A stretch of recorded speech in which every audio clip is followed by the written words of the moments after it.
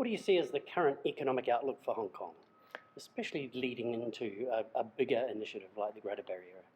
Well, obviously, right now, with the global trade war between the U.S. and China, Hong Kong obviously, we are more open to vulnerability because obviously we are more free, the economy. So we expect in the short term the economic growth might retract a bit, given that the uncertainty.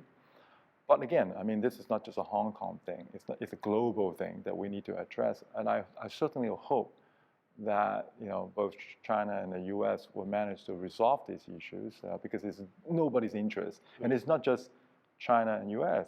It affects the whole world.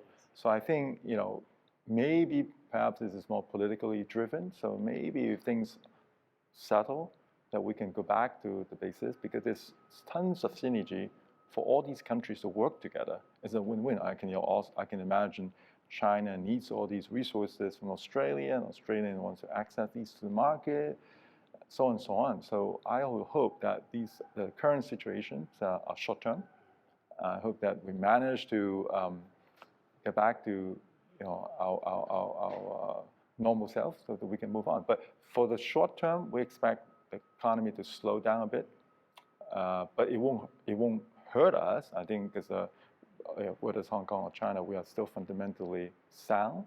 Hong Kong obviously with a large reserve, so we can sustain. Yes. We sustain, but obviously if it's dragged out too long, then of course it's going to hurt. But it's not going to just hurt us; it's going to hurt everyone.